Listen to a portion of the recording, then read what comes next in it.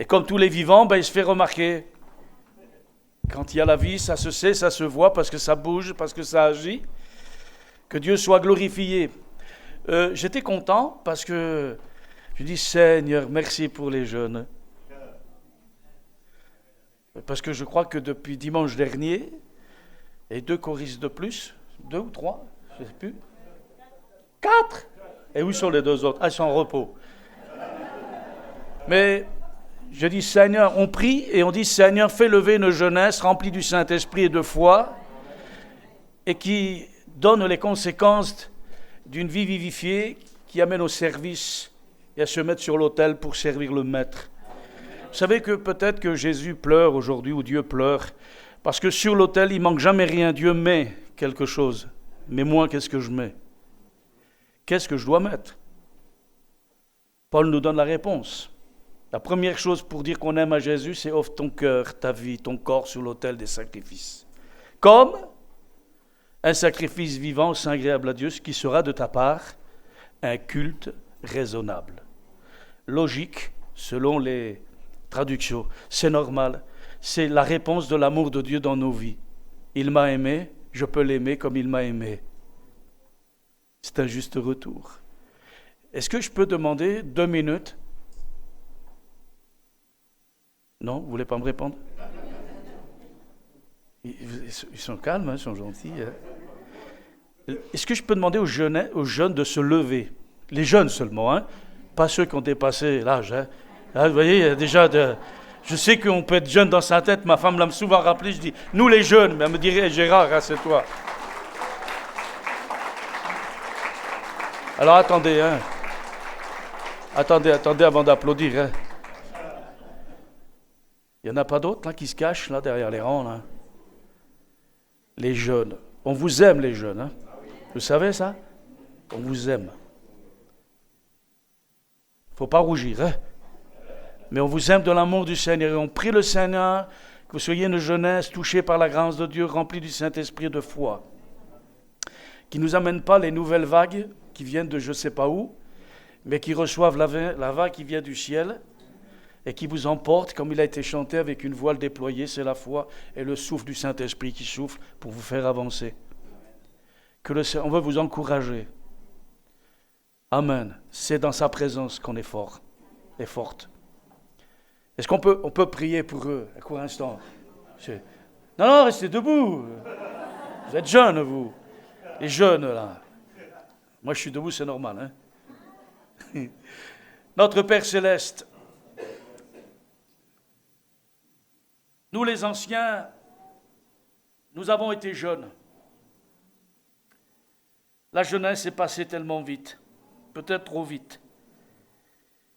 Mais quel bonheur de savoir quand on est jeune qu'on est aimé du ciel et de Jésus. Quel bonheur pour une jeune fille, pour un jeune homme, de savoir qu'il est aimé de Dieu tel qu'il est, comme il est. De savoir que pour chacun d'entre eux, tu as un avenir et une espérance. Tu as tracé un chemin pour qu'ils puissent l'emprunter. Et comme nous pouvons le dire, nous qui sommes anciens, dans ma jeunesse, Dieu m'a béni, il m'a gardé. Et si je suis ce que je suis, je le suis par la grâce de Dieu. Nous pouvons dire encore en tant qu'anciens que ce qu'il était dans la jeunesse, il l'est encore dans ma vieillesse. Quel bonheur! Nous te recommandons cette jeunesse, Seigneur, et nous te prions, non seulement pour eux, mais pour celles qui vont venir aussi, celles qui vont être attirées par eux-mêmes, ces jeunes. Nous te demandons de les préserver, de les garder de ce monde mauvais dans lequel on vit, de toutes les influences ténébreuses qui viennent de l'adversaire. Te prions, Seigneur, de mettre sur eux, Seigneur, ta bonne main pour les préserver et de les conduire sur ton droit chemin. Nous te prions de les revêtir de ta puissance, de ton onction divine. Alléluia, qui est un antivirus pour les préserver des contaminations de ce monde.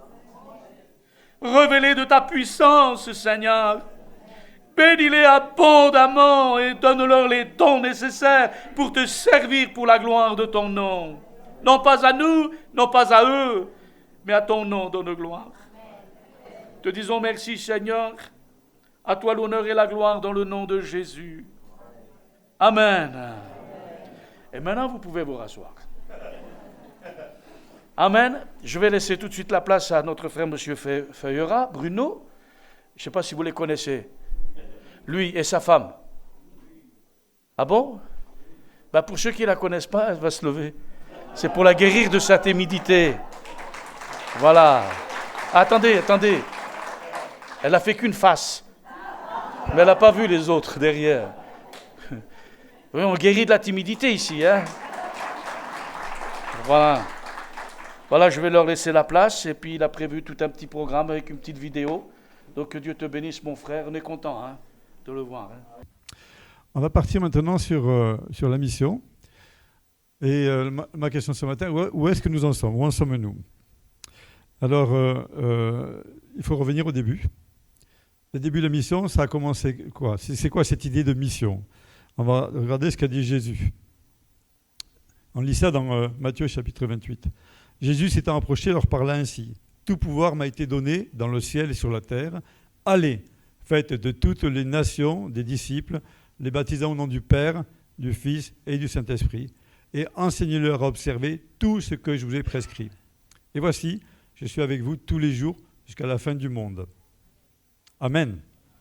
On appelle ça le grand mandat. C'est un mandat qui nous a été donné à chacun. Un mandat, ça veut dire quelque chose à exécuter, un ordre à suivre. Amen. Le mandat, il se fait ici, il se fait là-bas, il se fait partout. Et c'est le plan de Dieu, en fait. Le plan de Dieu, Dieu a choisi des hommes et des femmes, alors qu'il aurait pu se manifester directement. Mais il a choisi des hommes et des femmes, des chrétiens et des chrétiennes, pour aller partager ce trésor qui est la foi en Jésus-Christ, mort sur la croix pour nos péchés, dans le monde tout entier. Vous savez que ici, les Assemblées de Dieu en France, ça a commencé avec un missionnaire, entre autres, mais il s'appelait Douglas Scott. C'était un Anglais. Hein, vous voyez, comme ça, il y a des bonnes choses qui viennent d'Angleterre. Pas la nourriture, mais un missionnaire qui s'appelait Douglas Scott, qui est venu dans les années 1930 et qui a commencé à missionner à partir du Havre. Et après, ça a gagné toute la France parce que d'autres l'ont rejoint.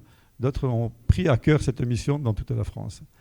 C'est le plan de Dieu et il continue. Jésus nous dit, vous recevrez une puissance, le Saint-Esprit survenant sur vous. On ne part pas tout seul dans la mission. La mission ici ou la mission là-bas. On ne part pas tout seul, le Saint-Esprit est avec nous. Vous serez mes témoins à Jérusalem, dans toute la Judée, dans la Samarie et jusqu'aux extrémités de la terre. Là, il s'adressait à des Juifs à Jérusalem. Mais pour nous, à Tarbes, on dira, vous serez mes témoins à Tarbes, dans tout le département des Hautes-Pyrénées. Dans la Samarie, on pourrait dire en Allemagne, par exemple. Et puis jusqu'aux extrémités de la terre, au Bénin, au Kazakhstan, en Nouvelle-Calédonie, partout. La mission, elle s'exécute auprès, là où nous sommes, donc dans notre Jérusalem, dans notre Judée. Elle s'exécute au loin, avec les pays européens pour nous, mais aussi les pays en Afrique, en Asie, en Amérique du Sud, en Océanie. Et tout ça, c'est avec le Saint-Esprit. La mission ne peut pas vivre sans le Saint-Esprit. Vous recevrez une puissance, le Saint-Esprit survenant sur vous. C'est grâce à ça que des hommes et des femmes, depuis 2000 ans, partent dans le monde entier, partent autour d'eux pour parler de la puissance qu'il y a dans le salut en Jésus. Amen. On voit un épisode un peu plus loin, dans Actes chapitre 2, versets 3 et 6. Vous le connaissez cet épisode. Ça s'appelle l'épisode de la Pentecôte. Très bien. Voilà. Des langues semblables à des langues de feu leur apparurent, séparées les unes des autres, et se posèrent sur chacun d'eux. Ils étaient 120 là. Hein. Ils furent tous remplis du Saint-Esprit et se mirent à parler en d'autres langues, selon que l'Esprit leur donnait de s'exprimer. Or, il y avait en séjour à Jérusalem des Juifs, des hommes pieux de toutes les nations qui sont sous le ciel. Et au bruit qui eut lieu, la multitude accourut, et elle fut confondue parce que chacun les entendait parler dans sa propre langue.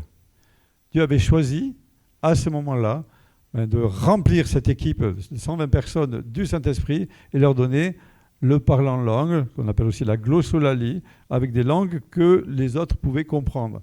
Assez extraordinaire, mais ça s'est répété depuis. Ça n'a pas cessé depuis, ça existe toujours. Et en fait, ces gens venaient d'Europe, ils venaient d'Asie, ils venaient d'Afrique, ils venaient un peu partout. Et on peut dire que ce qu'ils ont reçu là, après la prédication de Pierre, l'apôtre Pierre a prêché d'une manière exceptionnelle. On ne pouvait pas croire qu'un pêcheur d'un petit village d'Israël puisse prêcher de cette manière-là. Il prêchait comme ça parce que le Saint-Esprit était venu en lui. Et il permettait donc d'exprimer tout ce que Dieu avait à dire à cette multitude. Ce jour-là, il y avait combien de personnes là qui se sont converties? 10 000? 300? 3 000, n'est-ce pas? Et ces 3 000, ils sont repartis chez eux.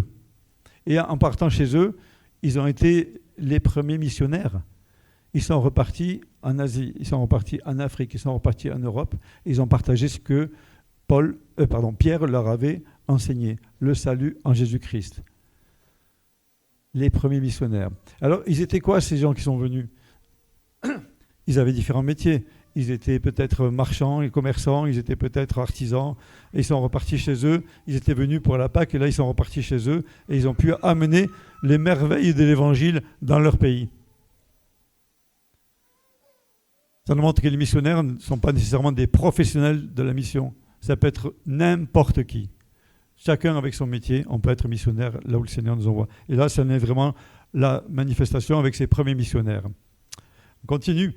Il y a eu un peu plus loin un passage où on voit que Saul, qui est devenu après l'apôtre Paul, très bien, je vérifie, ce n'est pas l'école du dimanche, c'est juste que... il avait approuvé le meurtre d'Étienne. Il y a eu en ce jour-là une grande persécution contre l'église de Jérusalem, et tous, excepté les apôtres, se dispersèrent dans les contrées de la Judée et de la Samarie. Ceux qui avaient été dispersés allaient de lieu en lieu, annonçant la bonne nouvelle de la parole. On lit ça dans Actes chapitre 8. En fait, qu'est-ce qu'on voit là? On voit que parfois, pour qu'on fasse la mission, il faut que le Seigneur nous pousse. La persécution à ce moment-là à Jérusalem a été le motif, l'incitation pour que beaucoup puissent partir, on le voit ici, en Judée et en Samarie. Rappelez ce qu'on a vu tout à l'heure. Jésus a dit, vous serez mes témoins à Jérusalem, en Judée et en Samarie. Ils n'étaient pas encore allés à Judée et en Samarie, là, ils y sont partis.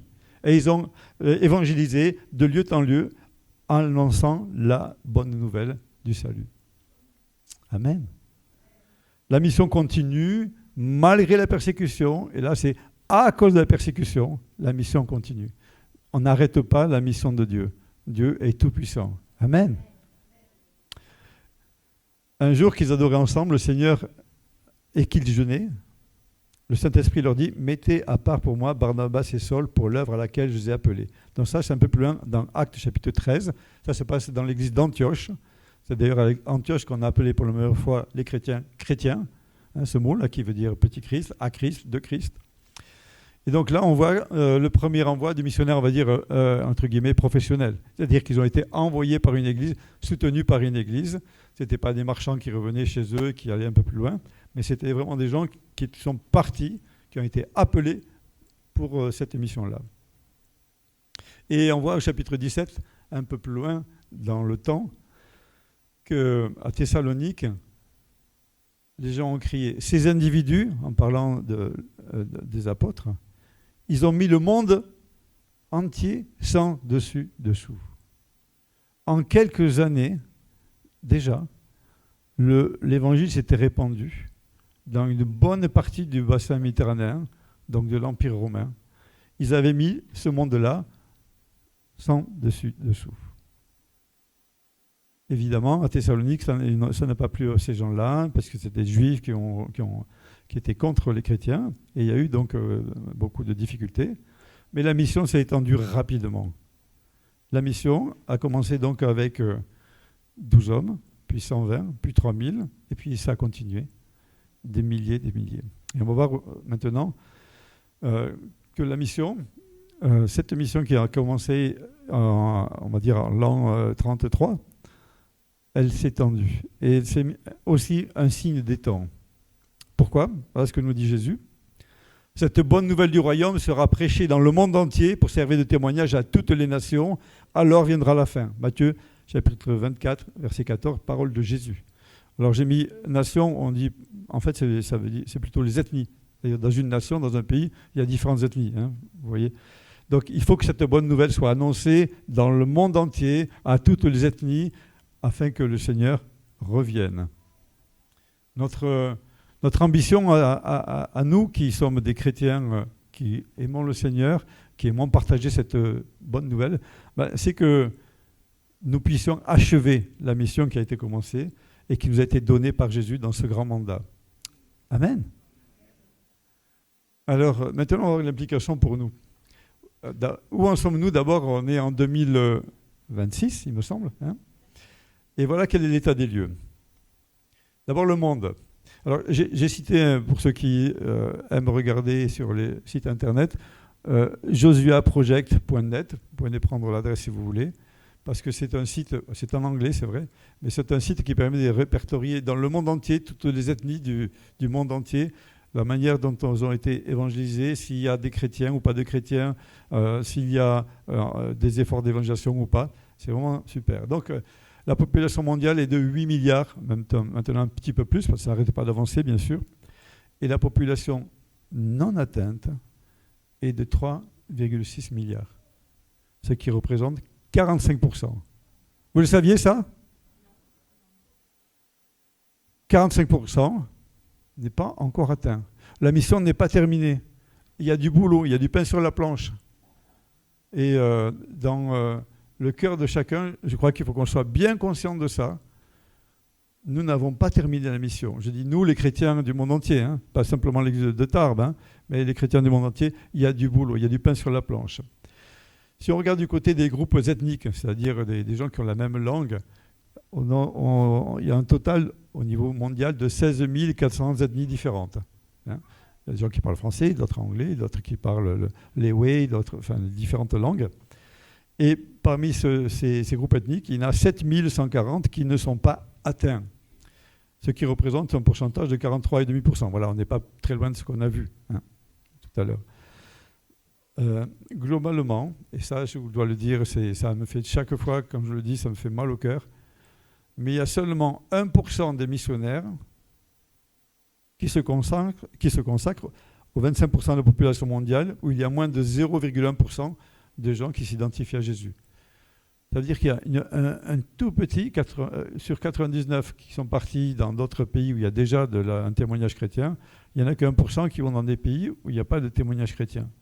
Ça veut dire aussi qu'il faut repenser la mission et qu'on développe la mission dans ces endroits, on va voir sur la carte tout à l'heure, où il n'y a pas de témoignage chrétien. Et il y en a beaucoup.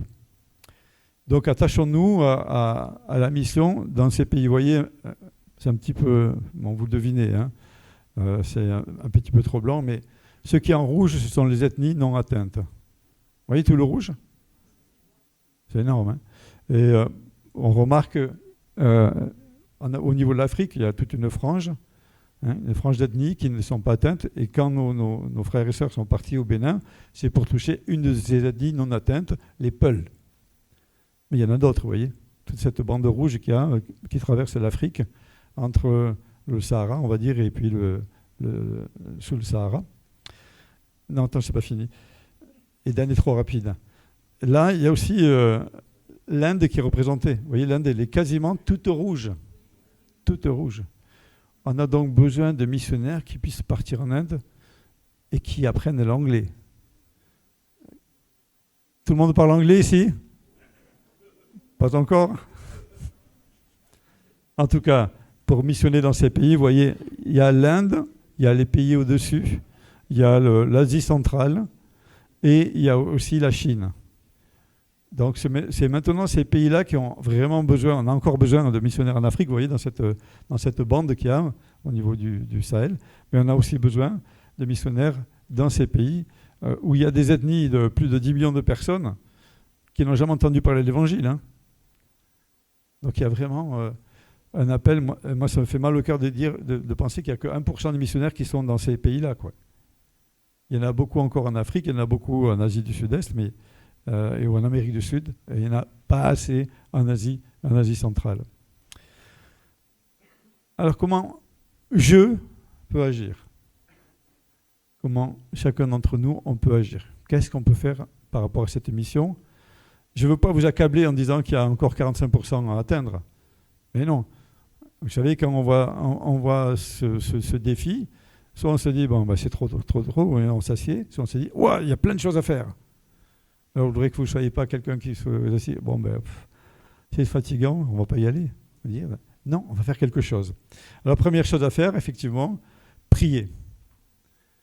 Est-ce qu'il y a quelqu'un ici qui est incapable de prier? Levez la main ceux qui sont incapables de prier. Ah, il y en a un là-bas. Bon, il va falloir le voir. Il faut venir voir le pasteur tout à l'heure. Il va expliquer comment il faut prier. Hein, Gérard? Et Eden est trop rapide. Voilà ce que dit Jésus. Priez donc le maître de la moisson d'envoyer des ouvriers dans sa moisson. La moisson est grande, la moisson est mûre. Il y a des gens à aller chercher dans tous ces pays-là. Donc la première chose, c'est prier. Alors frères et sœurs, je ne sais pas s'il y a des réunions régulières de prière pour la mission. C'est certainement quelque chose à mettre en place. En tout cas, que chaque fois qu'on ait une réunion de prière, on ait une pensée pour la mission. Amen. Et dans votre liste de prières personnelle, mettez ce sujet-là à cœur. Là, vous avez vu aujourd'hui, il y a 45% de gens qui ne sont pas encore atteints. 45% de gens qui espèrent la mission. Je me rappelle un témoignage comment donner mes collègues finlandais. Ils étaient allés en Inde, justement, et ils ont fait une mission qui s'est installée, qui a duré. Et ils m'ont raconté le cas d'une dame qui avait la cinquantaine. Elle pleurait. Elle disait, en fait, j'avais entendu parler de Jésus un petit peu quand j'étais enfant, parce qu'il y a un groupe de jeunes américains qui sont venus faire des jeux avec les enfants, etc., etc. Ils ont parlé de Jésus, mais après, ils ne m'ont pas expliqué, ils sont repartis. Et donc, 40 ans après, merci d'être venu. Merci d'être venu expliquer qui est Jésus. Merci d'être venu expliquer ce qu'est le salut. Merci d'être venu expliquer ce qu'est la vie chrétienne. Merci d'être venu expliquer ce qu'est la libération. Donc la mission, c'est quelque chose qui doit être dans la durée. Quand on envoie des groupes de mission pour 2 semaines, c'est parce qu'ils viennent en appui à des gens qui travaillent sur toute l'année et qui ont le temps d'expliquer qui est Jésus. D'amener les gens non seulement du côté de la foi, mais aussi de les accompagner à grandir dans la foi, dans le chemin du discipulat. Donc prions qu'il y ait des gens qui veuillent offrir leur vie, ça a été dit tout à l'heure par Gérard, offrir leur vie pour la mission. Amen. Donc premier, prier. Deuxième, envoyer et soutenir des missions à court, moyen ou long terme. Alors, envoyer et soutenir, ça veut dire quoi? Plusieurs choses. Ça veut dire qu'il faut discerner qui peut partir en mission, qui veut partir en mission, et puis aussi subvenir à ses besoins. J'ai repris cette parole que Paul dit aux Corinthiens, 1 Corinthiens 16, 10, 11. Si Timothée arrive, donc Timothée, vous savez que c'était, on va dire, fils dans la foi de Paul, c'était vraiment l'apprenti de Paul, le disciple de Paul. Donc voilà ce que Paul dit. Si Timothée arrive, veillez à ce qu'il soit bien reçu. Car comme moi, il travaille à l'œuvre du Seigneur. Que personne ne le méprise, parce qu'on pouvait le mépriser parce qu'il était jeune. Hein. Tout à l'heure, il y a des jeunes qui sont levés. On ne vous méprise pas, les jeunes. Hein. Au contraire, on valorise qui vous êtes. Que personne ne le méprise et subvenez à ses besoins et à son voyage de retour vers moi. Car je l'attends avec les frères qui l'accompagnent. Nous avons une responsabilité, frères et sœurs, quand on envoie les gens, on les soutient. Alors je sais que ici l'Église participe à l'action missionnaire des Assemblées de Dieu de France. C'est ça, hein? Oui, trésorier, on est d'accord. Hein? Voilà. Ma femme et moi, avec nos enfants, on a été envoyés par l'action missionnaire des Assemblées de Dieu de France en Asie pendant des années, et on est au bénéfice de cette œuvre-là, qui continue et qui envoie encore des couples, des familles dans différents pays du monde. Ce matin, on avait des nouvelles de la famille qui est partie au Bangladesh, donc un pays qui est à 95% en musulmans. Ça se passait bien là-bas, mais ils ont eu le courage de partir avec leurs enfants. Subvenir à leurs besoins, ça veut dire donc donner son offrande missionnaire régulièrement. Rien n'enchante plus un trésorier d'Action missionnaire que d'avoir des gens qui donnent des dons mensuels. Des dons mensuels. Des fois, on peut donner un gros chèque, mais c'est bien aussi. Mais les dons mensuels, c'est bien parce qu'on sait où on va. Je ferme la parenthèse. Diapo suivante. Troisième chose qu'on peut faire, c'est être moi-même missionnaire. Alors là, j'ai ouvert les 3 options. Hein. Il y a à court terme, donc comme ceux qu'ont vécu Philippe et Malvina, 2 semaines. Donc ils ont dit que c'était avec l'association Rescoff, dont je suis vice-président. Très bien. Il y a encore des voyages. Cette année, il y en aura l'an prochain. Il y aura, jusqu'à ce que le Seigneur revienne, Dieu voulant, 2 gens qui vont voir sur le terrain ce que c'est la mission. Donc là, par exemple, cette année, il reste des places pour les voyages au Cambodge. Enfin, Malvina et Philippe se mettront à la sortie. Et si vous avez des questions, si vous êtes touchés, si vous avez envie de faire un voyage missionnaire court terme, vous voyez avec eux, ils vont vous expliquer la démarche à suivre. Les voyages moyen terme, qu'est-ce que ça peut être? Des missions moyen terme.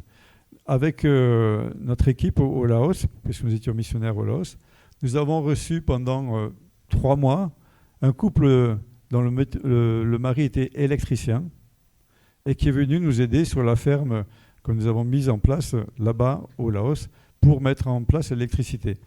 Parce que là-bas au Laos, vous savez, l'électricité, c'était pas terrible. Quand ils ont mis ça en place, il y a un des ouvriers de la ferme qui a dit « Ah, c'est bien, comme ça, je ne prendrai plus un choc électrique chaque fois que je fais ça. » Mais tu ne nous avais jamais dit ça. En fait, ils ne connaissaient pas les prises de terre, ils ne connaissaient pas les disjoncteurs et tout ça. Heureusement que ce frère est venu. Donc, simplement pour montrer qu'il est possible de venir pour... là, c'était 3 mois. Il y en a qui viennent pour 1 mois, d'autres qui viennent pour 6 mois, d'autres pour 1 an. C'est une mission court terme pour apporter les propres compétences de chacun pour l'œuvre de Dieu. Donc, que l'on soit électricien, charpentier, maçon, instituteur, professeur de ceci, professeur de cela, tous les métiers de la santé, il y a de la place aussi pour du moyen terme. Vous me suivez? Quelques mois ou 1 année ou plus. Il y a même une organisation qui s'appelle Opération Mobilisation qui a mis en place des bateaux dans lesquels on trouve plusieurs centaines de missionnaires court ou moyen terme qui viennent, entre autres, pour apporter des soins médicaux dans chaque port dans lequel ils vont. Donc ils font le tour de l'Afrique, ils s'arrêtent dans tel port, il y a tous les gens du pays qui arrivent, ils partagent des soins médicaux et en même temps la parole de Dieu. Et à côté, il y a des évangélisations pour les enfants, il y a aussi des études bibliques pour les pasteurs, etc. Donc, vous voyez, et là on peut aller pour 1 mois, pour 2 mois, pour 3 mois. Évidemment, ils ont besoin aussi de personnel spécialisé pour conduire le bateau, hein, des mécanos, etc. Mais voilà, c'est ça aussi la mission moyen terme. Et puis la mission long terme, eh bien, c'est des années, parfois c'est une vie. Pas toujours maintenant, on privilégie les longs termes, ça va être 5-6 ans. 5-6 ans qu'on peut donner. Et je dois dire que, par exemple, les gens qui sont fonctionnaires peuvent partir en demandant une disponibilité à leur administration pour partir comme missionnaire pendant 5 à 6 ans. Donc c'est une facilité qu'ils ont. Et puis les autres, eh bien, il faut savoir aussi lâcher la terre ferme et partir, s'engager. Parce que le Seigneur pourvoira. Et le Seigneur pourvoira comment?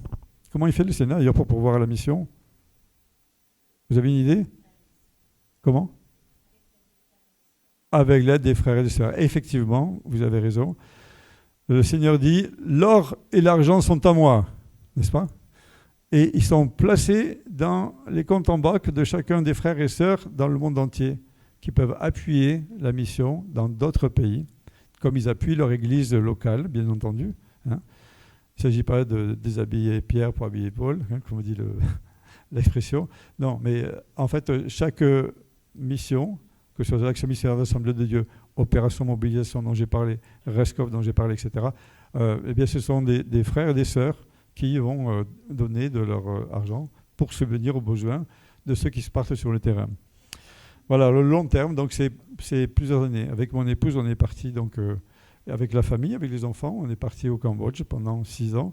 C'était il y a longtemps, hein, maintenant, je suis un vieux missionnaire. Et on est parti en 1999, donc ça fait un petit moment. Mais avant, avec mon épouse, on était parti au Rwanda. Donc on était au Rwanda, Cambodge et Laos pendant des années. Et on n'est pas des êtres exceptionnels, hein. Pas du tout. Le Seigneur appelle, comme j'ai dit tout à l'heure, le plan de Dieu, c'est d'appeler des hommes et des femmes qui ne sont pas exceptionnels. La seule chose qu'il faut, c'est être obéissant à la parole et ne pas avoir peur, parce que le Seigneur pourvoira, le Seigneur protégera, le Seigneur bénira. Amen. Ce n'est pas terminé dans le temps de la mission, hein. Et la parole que je cite là, une parole d'Ésaïe, donc c'est le Seigneur qui appelle quelqu'un. Voilà ce que dit Ésaïe, il rapporte: j'entendis la voix du Seigneur qui disait: qui enverrai-je? Qui marchera pour nous? Cet appel, il est là encore aujourd'hui et maintenant pour chacun d'entre nous. Qui enverrai-je? Et encore une fois, je dis qui enverrai-je? Je ne dis pas nécessairement que vous allez partir au Kazakhstan, l'Ouzbékistan ou en Inde ou en Chine, mais qui enverrai-je dans le pâté de maison à côté, dans le bloc d'immeuble ici, etc. Qui enverrai-je? Qui marchera pour nous? Là, on voit que Ésaïe répondit: me voici, envoie-moi. Un cœur décidé, un homme décidé. Soyons des hommes et des femmes décidés. Et on ne méprise pas la jeunesse, au contraire, hein.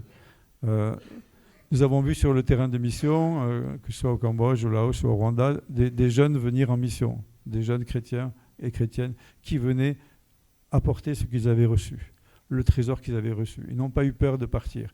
On a vu arriver, je pense au Cambodge comme au Laos, des familles arriver tout entières, des jeunes missionnaires, des jeunes couples avec un, deux, puis après le troisième naissait là-bas, puis le quatrième. Enfin, on peut partir en famille, c'est ce que je veux dire. On peut partir en tant que célibataire, on peut partir en tant que retraité, on peut partir dans tous les états de notre vie, dans toutes les étapes de notre vie, pardon. Il est possible de missionner. Et on en a besoin. Vous avez vu les besoins tout à l'heure, 45% ne connaissent pas encore le Seigneur Jésus. Alors, qu'est-ce que je voudrais conseiller maintenant? Je voudrais conseiller à chacun de s'examiner, de ne pas penser que c'est l'autre qui va partir, peut-être de se dire, peut-être que moi je dois me bouger aussi, là où je suis. Le Seigneur est avec nous. Il nous a dit: je serai toujours avec vous jusqu'à la fin du monde, de la fin des temps. Il sera toujours avec nous. Le Saint-Esprit, nous l'avons reçu, puisque c'est lui qui nous a permis de nous donner au Seigneur Jésus. C'est le Saint-Esprit qui nous a convaincus de péché, de justice et de jugement. Le Saint-Esprit est là. Et le Saint-Esprit nous dit ce matin: qui enverrai-je? Qui marchera pour nous? Il y a des quartiers à Tarbes qui ne sont pas encore atteints. Vous venez de différents quartiers, vous venez de différents villages autour de Tarbes, certainement. Vous venez peut-être de plus loin, peut-être de Lourdes ou d'ailleurs. Il y a plein d'endroits qui ne sont pas atteints. Ça, c'est la mission auprès. Et vraiment, le Seigneur nous dit: qui enverrai-je? Qui enverrai-je? On n'a pas besoin d'être bardé de diplôme de théologie pour faire ça. Simplement savoir expliquer le salut, savoir dire notre propre témoignage, ce qui s'est passé dans notre vie. Moi, je sais qu'avant, j'étais insatisfait avant de connaître le Seigneur. J'avais un vide dans mon cœur en forme de Dieu, comme dit le philosophe. Et ce vide, c'est le Seigneur Jésus qui me l'a rempli. Mais pourquoi j'ai trouvé le Seigneur Jésus? Parce qu'il y a eu des gens qui ont osé me parler de lui, qui ont osé me parler de Jésus. Avant, j'allais à l'église catholique avec mes parents. J'ai reçu des enseignements à travers le catéchisme, mais c'était vraiment pas ce que je pensais cohérent, parce que je ne voyais pas dans les yeux des aumôniers et des curés la paix et la joie de Dieu.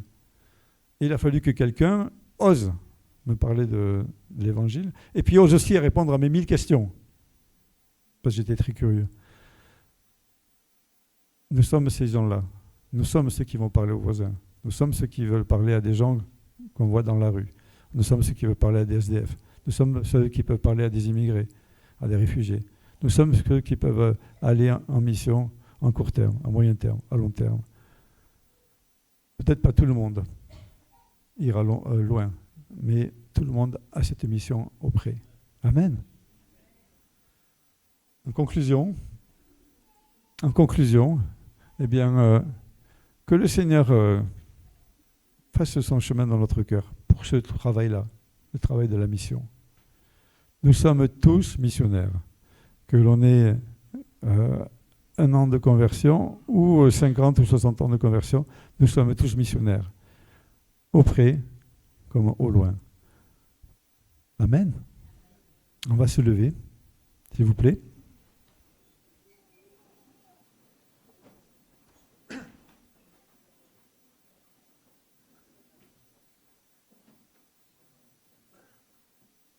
Prions. Seigneur notre Dieu, tu es là ce matin avec ta parole qui est forte, qui nous pose la question, qui enverrai-je? Qui marchera pour nous? Je sais que dans cette assemblée, il y a un travail qui a été fait, un travail qui continue dans le cœur des uns et des autres.